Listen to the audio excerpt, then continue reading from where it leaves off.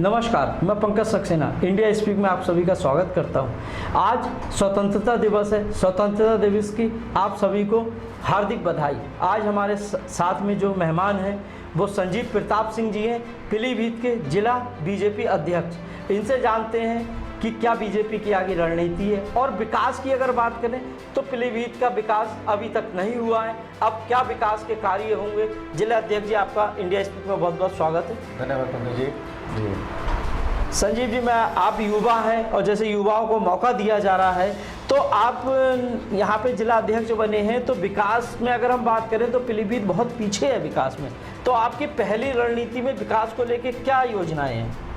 पंकज जी, पहले तो मैं 74वें स्वतंत्रता दिवस के अवसर पर आपकी पूरी टीम को बधाई देता हूँ और आज के शुभ अवसर पर आपने हमको अपने स्टूडियो में बुलाया, इसके लिए आपको बहुत बहुत साधुवाद, धन्यवाद।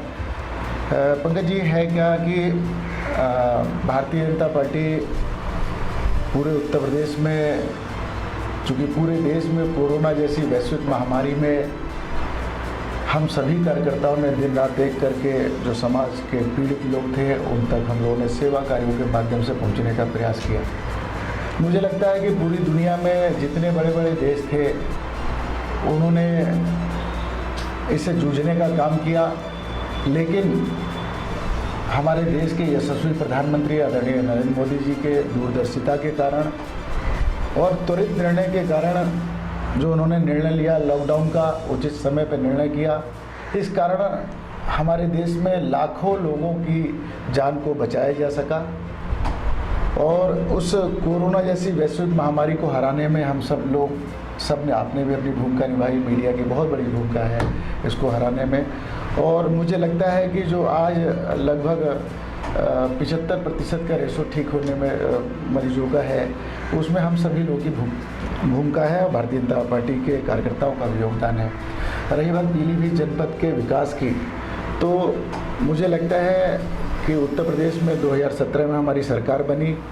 2017 से पहले दुर्भाग्यवश यहाँ पर समाजवादी पार्टी की सरकार थी, उससे पहले बहुजन समाजवादी पार्टी की सरकार थी। तो 2017 से आने के बाद ये गन्ना बहुल्य जिला है। हमने किसानों का गन्ना मूल्य जो समर्थन जो मूल्य था उसको 18 दिन में भुगतान करने का प्रयास किया है। हमें लगता है कि एलएस शुगर फैक्ट्री यहाँ पे है, कुछ शिकायतें बरखेड़ा बजाज चीनी मिल की रहती है, तो उसको भी हमने निष्पादन करने का प्रयास किया है, उसके मैनेजमेंट से बात की है। लेकिन बजाज की अगर हम बात करें तो अभी भी किसानों का पैसा उनके ऊपर चढ़ा हुआ है। बीच में कुर्की की भी बात हुई थी सरकार में, कुछ गोदामों पे ताले भी लगाए गए थे, लेकिन उसके बाद भी आज भी किसानों का भुगतान नहीं हो पाया। हमने प्रशासन से बात की, उनके मैनेजमेंट से बात की। मकसूदापुर चीनी मिल और बजाज चीनी मिल बरखेड़ा दोनों चीनी मिलों की बड़ी बुरी स्थिति है, लेकिन हमारी कोऑपरेटिव फैक्ट्री जो बीसलपुर है और पूरमपुर है उसका भुगतान हमने किसानों को सही समय पे देने का प्रयास किया है। उसके बाद एलएस शुगर फैक्ट्री पीलीभीत है, इसका भी भुगतान बहुत अच्छा चल रहा है। इन दोनों चीनी मिलों की शिकायत है, इसके बदले में हमने भुगतान के बदले में किसानों को राहत देते हुए उनको चीनी और जो भी सुविधा उपलब्ध हो सकती है उसको उपलब्ध कराने का प्रयास किया है। शिक्षा क्षेत्र में हमारा पीलीभीत जनपद बहुत पीछे है। मेरा प्रयास है, चूँकि आपने शब्द कहा कि नौजवान को मौका मिला है, तो वास्तव में एक बहुत बड़ी पार्टी, दुनिया की सबसे बड़ी पार्टी है भारतीय जनता पार्टी। अब मुझ जैसे नौजवान को मौका मिला है तो मेरा प्रयास भी है और प्रयास रहेगा कि हम पीलीभीत के नौजवानों को सही दिशा दे पाए और पार्टी से जुड़ने के लिए प्रेरित करें। हम लोगों का प्रयास है कि जनपद में शिक्षा व्यवस्था ठीक हो और मूलभूत जो आधार है, स्वास्थ्य व्यवस्था है, सड़क व्यवस्था है, चिकित्सा है, इन व्यवस्थाओं को हम सुधार कर सकें और हमारा प्रयास उसी दिशा में हो, इसके लिए हम लोग प्रयत्नशील हैं। संजीव जी, अगर हम पीलीभीत के विकास की बात करते हैं तो अगर हम देखें शिक्षा का बहुत बड़ा गैप है पीलीभीत के अंदर। बच्चे पढ़ने के लिए बाहर जाते हैं, पीलीभीत में सुविधाएं नहीं हैं और इधर अगर मेडिकल कॉलेज की आपकी सरकार में अनुमति मिली है, अब कब तक बन के तैयार होता है। और दूसरा एक ज्वलनशील जो मुद्दा इस समय अभिभावकों की फीस का चल रहा है। अगर हम फीस की बात करते हैं तो आर्थिक स्थिति कोरोना में सभी की टूट चुकी है। जो प्राइवेट वर्क कर रहे हैं तनख्वाहें उनकी आधी कर दी गई है, स्कूल में टीचरों की भी आधी कर दी गई। वहीं स्कूल मैनेजमेंट से ये कहा गया है सरकार के द्वारा कि अगर फीस नहीं दे पा रहे हैं तो आप उनको नाम नहीं काटेंगे और क्लास जो ऑनलाइन है उससे रिमूव। लेकिन इसके विपरीत स्थितियां अलग हैं।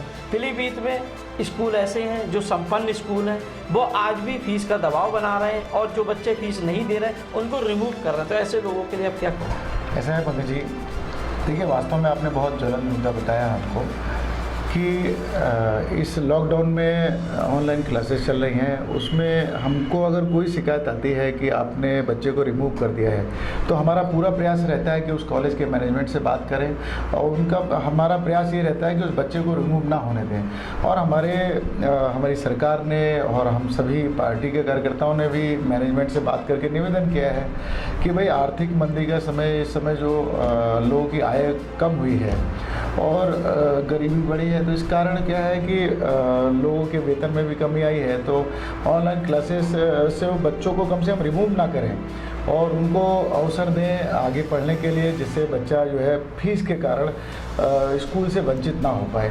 और अगर ऐसी कोई शिकायत आती है तो हम प्रयास करते हैं कि हम उस मैनेजमेंट से बात करके और समाधान निकलें।